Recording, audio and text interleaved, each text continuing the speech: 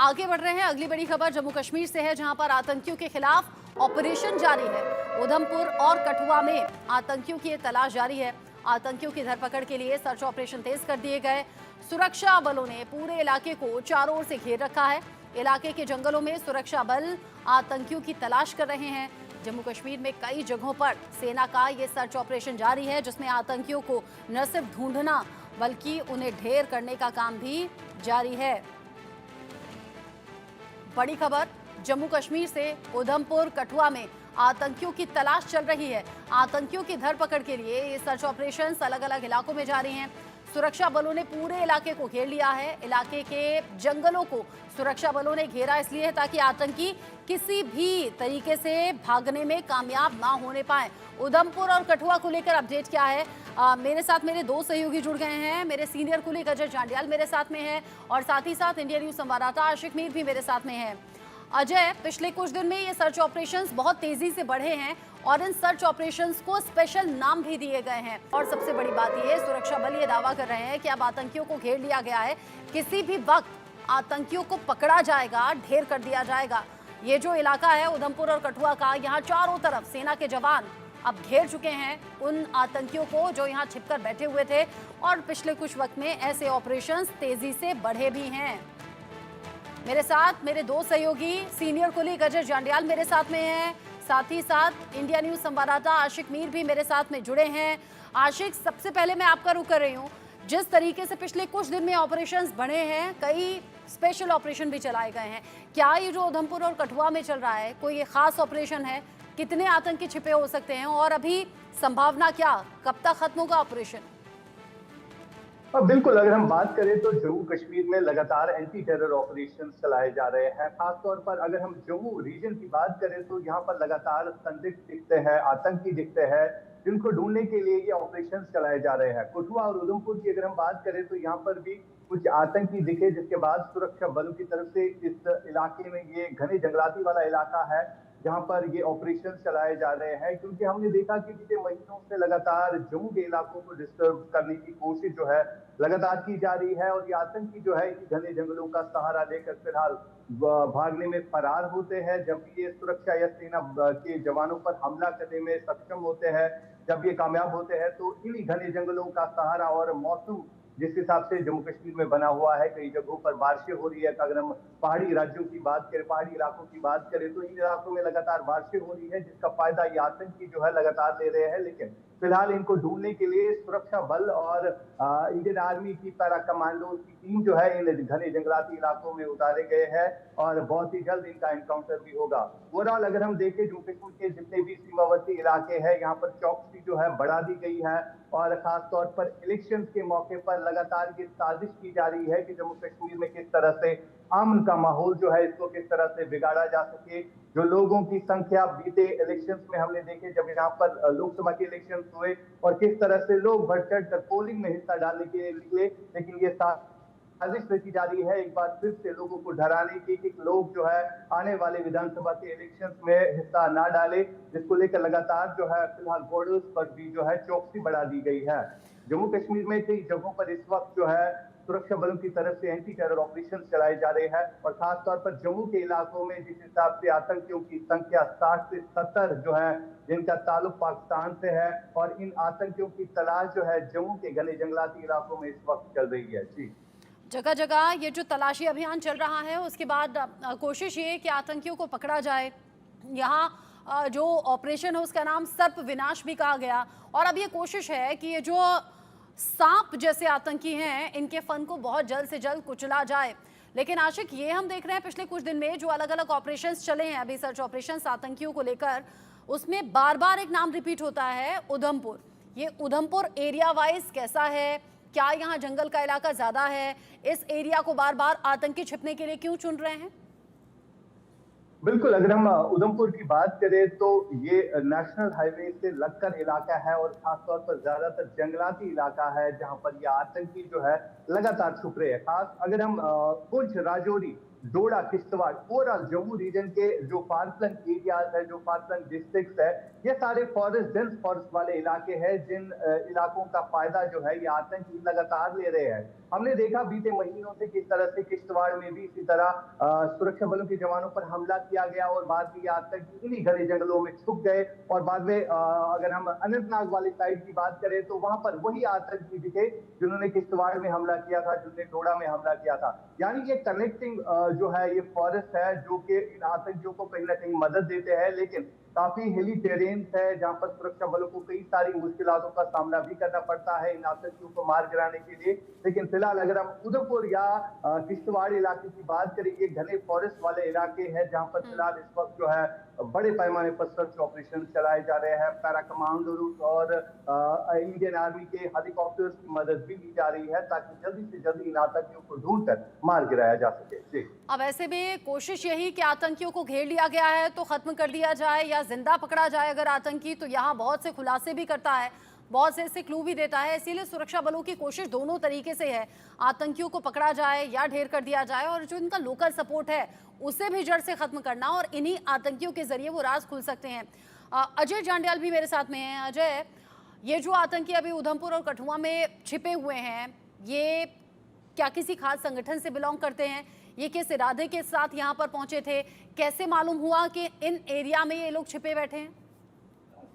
देखिए, आपको बताऊं कि लगातार पिछले कुछ समय में जो आतंकी गतिविधियां जम्मू के अलग अलग इलाकों में हुई, और खासतौर पे डोडा, किश्तवाड़ का इलाका, उधमपुर, रियासी का इलाका और उसके साथ कठुआ, पुंछ रजौरी का इलाका, यहाँ पर लगातार जो आतंकी गतिविधियां देखी गई थी उसमें यह शंका थी कि आतंकी जो हैं ये ताजा घुसपैठ के बाद आए हैं। और खासतौर पे आपको बता दूं, जो सूत्र बता रहे हैं उसके मुताबिक इन आतंकियों के पास अत्याधुनिक हथियार हैं, गैजेट्स हैं, ऐसे डिवाइसेस हैं जिनके जरिए ये अपने मास्टर्स के साथ जो है वो कम्युनिकेट कर सकते हैं। और ये ताजा जो घुसपैठ हुई है उसमें ये आतंकी जैश ए मोहम्मद के हैं। दरअसल जिस तरह के इनके अटैक हुए हैं, जिस तरह के ये हमले करके वहां से भाग जाते हैं, ये स्ट्रेटेजी जो है वो जैश ए मोहम्मद की रहती है। और कुछ पुख्ता सबूत भी मिले हैं, जैसे कि 3 आतंकी जब मारे गए थे डोडा में, उसके बाद एक असर में एक आतंकी मारा गया।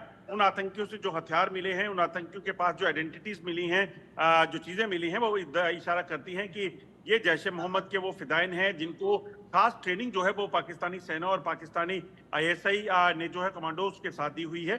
और इन आतंकियों का मकसद जम्मू कश्मीर में बड़े हमलों को अंजाम देना है। और इसीलिए आप देखें तो चुनावों से पहले जो आतंकी गतिविधियां देखी गई उससे इन्होंने अपनी हाजिरी तो दी, मगर उसके बाद जो सूत्र बता रहे हैं इनका मकसद जो है वो जम्मू कश्मीर में बड़े हमलों को अंजाम देना है, जिससे निपटने के लिए और खासतौर पर चुनावी दौर में ऐसे हमले जो है वो ये कर सकते हैं, जिनसे निपटने के लिए सुरक्षा बलों ने इस वक्त तैयारी कर रखी है। खासतौर पे आपको बता दूं कि जम्मू कश्मीर पुलिस ने एंटी टेरर स्क्वाड्स जो है वो बनाए हैं, जिनकी तैनाती जम्मू कश्मीर के दूर दराज के इलाकों में कर दी गई है। इसी तरह से एसपी ऑपरेशंस का गठन किया गया, और खासतौर पे अलग अलग डिस्ट्रिक्ट जो इस वक्त टेरर इन्फेस्टेड हैं वहां पर इन एसपी ऑपरेशंस को खासतौर पे रखा गया है। ये वो अफसर हैं जिन्हें अनुभव है आतंक के विरुद्ध काम करने का पिछले लंबे समय से जम्मू कश्मीर में। उन अफसरों को जो है इन आतंकग्रस्त इलाकों में लगाकर वहां पे ये सुनिश्चित किया जाएगा कि इन आतंकियों को जल्द से जल्द ढूंढ निकाला जा सके और उनका खात्मा किया जा सके। आतंकियों की खात्मे की हर कोशिश हो रही है। 15 अगस्त बीता है, आर्टिकल 370 हटे हुए 5 साल पूरे हुए। 5 अगस्त को वो दिन भी बीता,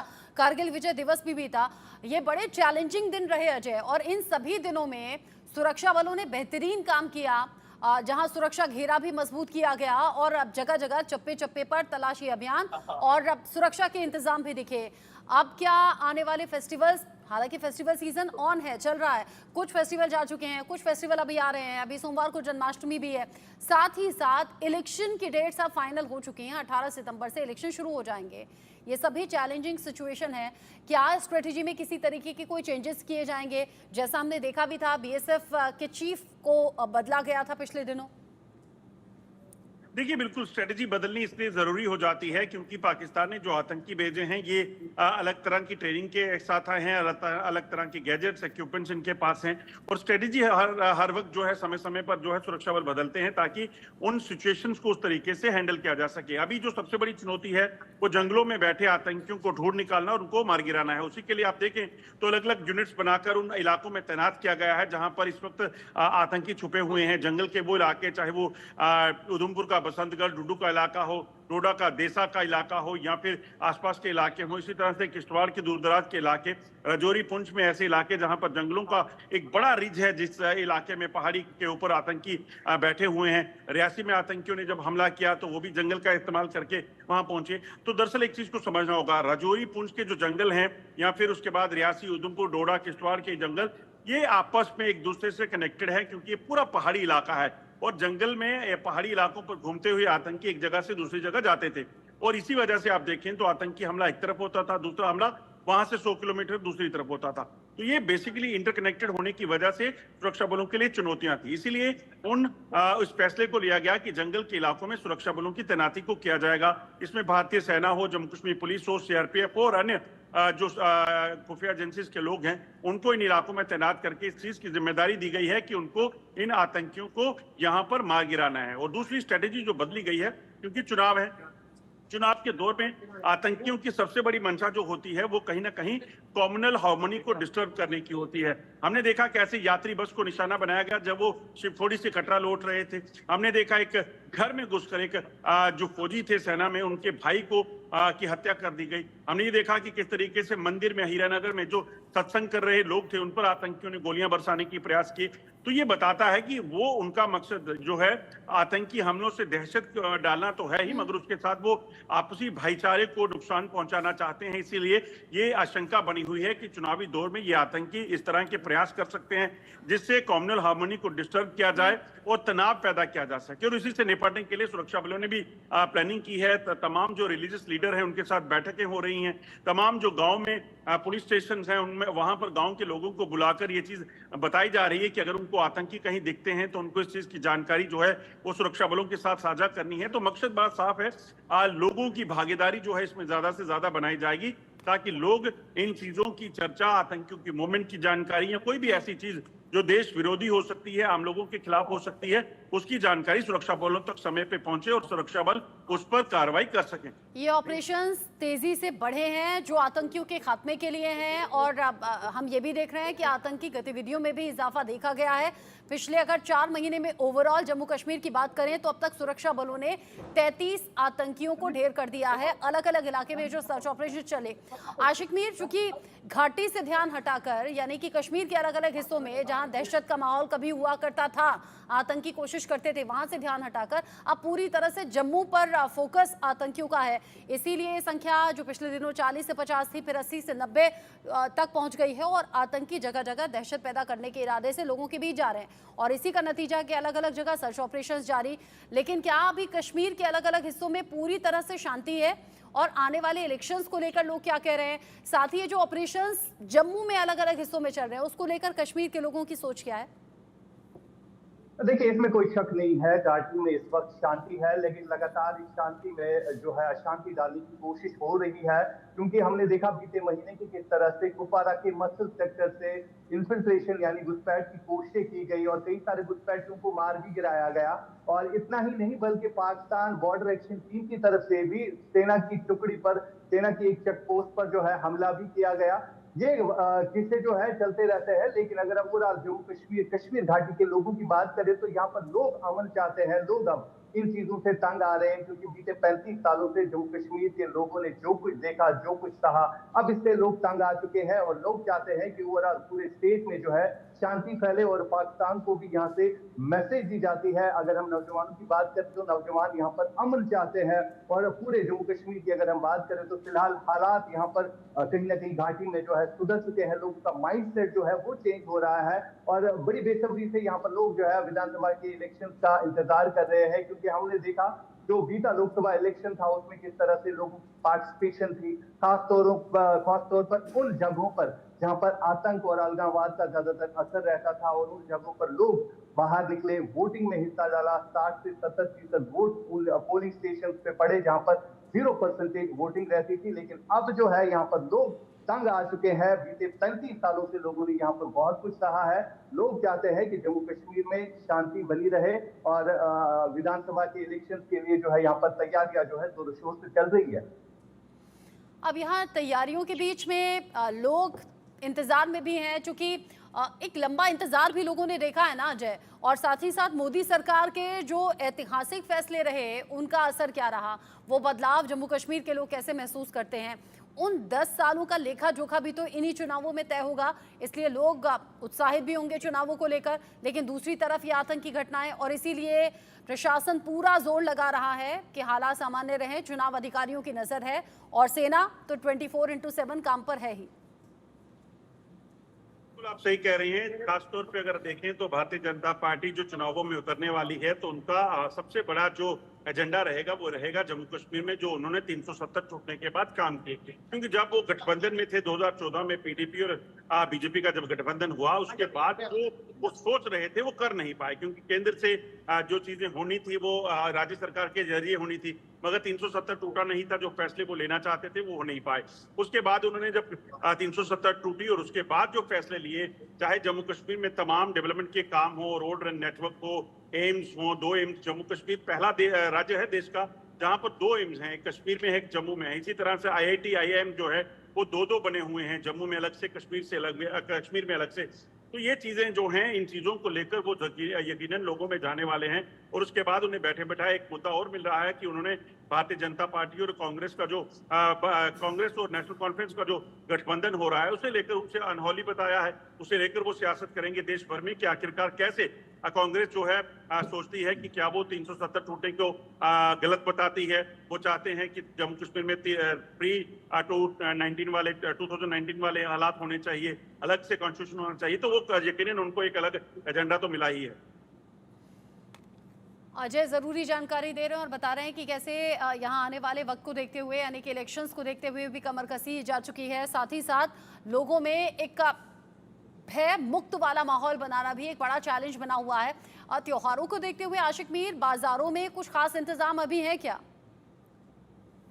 बिल्कुल, बाजारों में गहमा गहमी है। अगर हम ओवरऑल देखें, श्रीनगर शहर में आज रात भर जो है ट्रैफिक चलता रहता है, दुकानें खुली रहती है, लोगों की भारी भीड़ आज देखने को मिलती है, और तरह तरह के इंतजाम भी किए गए हैं। खासतौर पर अगर हम इलेक्शन माहौल को देखें तो लोग तैयार है, लोग चाहते हैं कि जल्दी से जल्दी विधानसभा के इलेक्शन जो है हो जाए, ताकि यहाँ पर पॉपुलर गवर्नमेंट बन जाए। क्योंकि लोगों की भी कई तरह की मुश्किलात होती है जो अपना विधायक होता है उसके सामने रखने की। क्योंकि अगर हम ओवरऑल फार फ्लंग एरियाज की बात करें जहाँ पर लोगों की रसाई नहीं होती है गवर्नर तक पहुंचने की, गवर्नर के मुशीरों तक पहुंचने की, लोग चाहते हैं कि यहाँ पर इलेक्शन जल्दी से जल्दी हो, और उसका इंतजार जो है बहुत बेसब्री से कर रहे थे। लेकिन अब जो है लोगों की उम्मीदों पे जो है वो नजर आ रही है। लोग इलेक्शन में किस तरह से पार्टिसिपेट करने वाले हैं ये साफ तौर पर दिख रहा है, क्योंकि जगह जगह पर पॉलिटिकल एक्टिविटीज जो है शुरू हो चुकी है। खास तौर पर अगर हम नेशनल कॉन्फ्रेंस या कांग्रेस की गठबंधन की बात करें तो इस पर भी कई सारे लोग सवाल भी खड़े कर रहे हैं, क्योंकि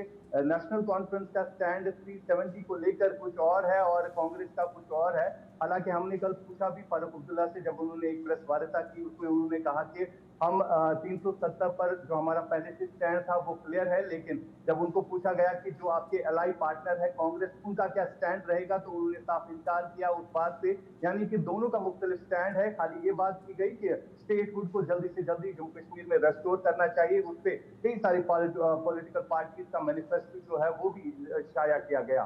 फिलहाल अगर हम ओवरऑल देखें तो माहौल फिलहाल साजगार है, कश्मीर घाटी में माहौल खुशगवार है, और यहाँ पर फिर से अशांति फैलाने की कोशिश जो है पाकिस्तान की तरफ से लगातार की जा रही है। कोशिश हो रही है, लेकिन उन कोशिशों को नाकाम कर रहे हैं सेना के जवान, जो 24 घंटे सातों दिन माहौल बेहतर भी करना है, आतंकियों को जड़ से खत्म भी करना है, उनके नेटवर्क को खंगालना है। ये सभी ऑपरेशंस अलग अलग हिस्सों में जारी हैं। फिलहाल उधमपुर और कठुआ को लेकर आगे जो अपडेट होगा अजय जांडियाल, आशिक मीर आपके जरिए दर्शकों तक पहुंचाएंगे। ओवरऑल ये सभी जानकारी दर्शक तक पहुंचाने के लिए बहुत शुक्रिया आप दोनों का ही।